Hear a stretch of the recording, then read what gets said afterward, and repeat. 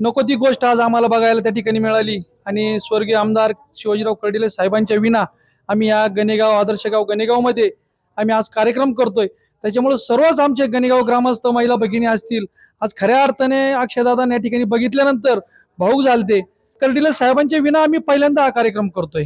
आणि आज ती निवडणूक दुर्दैवाने खऱ्या अर्थाने लागली आणि अक्षयदादा आज प्रथमतः गणेगावमध्ये आज आले। अक्षयदादा गणेगावमध्ये आल्यानंतर आम्ही अक्षयदादांना बघितल्यानंतर हुबेहूब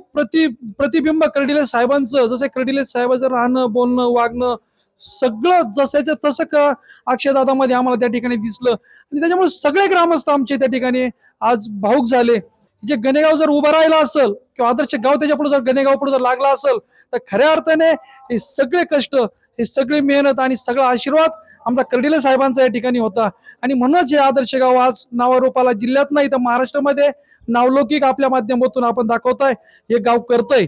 परंतु आज हे सगळं बघत असताना हे कुटुंब म्हणून त्या ठिकाणी कसं आहे कर्डिले साहेबांचं हे अक्षयदादांनी त्या ठिकाणी बघितलं आणि अक्षयदादांनी हे कुटुंब खरंच माझा परिवार आहे अशा पद्धतीत त्यांना ते दिसलं आणि गावाची संवाद साधत असताना त्यांनी सांगितलं की ज्याप्रमाणे कर्डिले साहेबांचं प्रेम ह्या आदर्श गाव गणेगावरती होतं, या पुढील काळातही या आदर्श गाव गणेगावरती माझं कुठलाही इतकिंचित प्रेम कमी होणार नाही। जसं साहेबांनी प्रेम ह्या गावावरती केलं, आदर्श गाव म्हणून पुढे नावलौकिक ठेवला, अशाच पद्धतीचं प्रेम मी ह्या ग्रामस्थांवर आणि गावावर त्या ठिकाणी करेल आणि भविष्यामध्ये गावाची ज्या ज्या गरजा आहेत सार्वजनिक असतील वैयक्तिक असतील या सगळं संपूर्ण गावाच्या पाठीशी उभं राहून मी या ठिकाणी पूर्ण करील आणि आदर्श गावाचं नाव या ठिकाणी भविष्य काळात महाराष्ट्रामध्ये झळकल अशा पद्धतीचं प्रतिपादन आणि विश्वास आणि आम्हाला त्या ठिकाणी दिला। तालुक्याच्या वतीनं असेल आमच्या गणेगाव ग्रामस्थांच्या वतीनं असेल मी नेते मंडळींना विनंती करतो की 2024च्या निवडणुकीमध्ये स्वर्गीय आमदार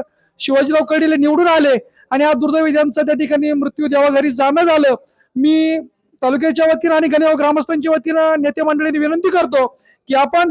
अक्षयदादा शिवाजीराव कर्डिले साहेब यांना आमदार म्हणून बिनविरोध निवडून द्यावं अशा पद्धतीची विनंती या ठिकाणी मी सर्व नेते मंडळींना करतो आणि आमदार म्हणून कर्डिले साहेबांचे चिरंजीव अक्षयदादांना या ठिकाणी तालुक्याची सेवा करण्याची संधी द्यावी अशी विनंती आहे। परंतु जर अशी घटनाक्रम नाही झाला आणि जर निवडणूक बिनविरोध नाही झाली तर मी या गणेगाव ग्रामस्थांच्या वतीनं असेल किंवा आमच्या भारतीय जनता पार्टीच्या संपूर्ण सहकार्याच्या वतीनं सांगू शकतो की काही जरी झालं तर 2024ला